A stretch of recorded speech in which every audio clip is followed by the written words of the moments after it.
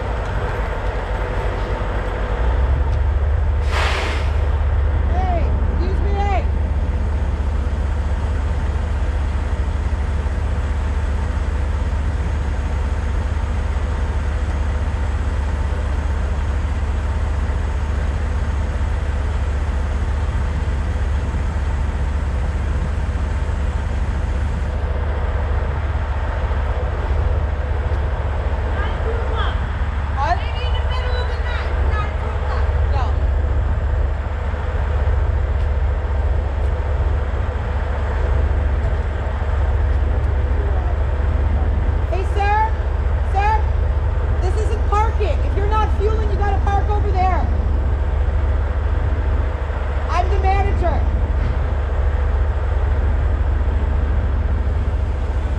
If you're not fueling, this isn't a parking lane. You gotta park over there. We're 2 o'clock in the middle of this. I can't have the busiest time of the day. Grabbing my GoPro. That's fine. Have a nice day.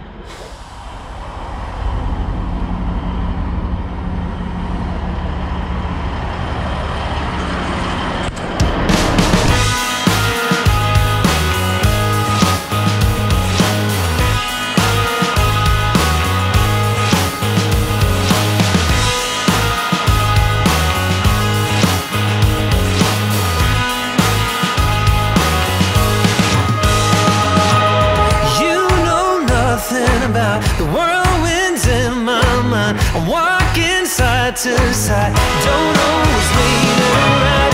I've got a feeling I'm not the only one.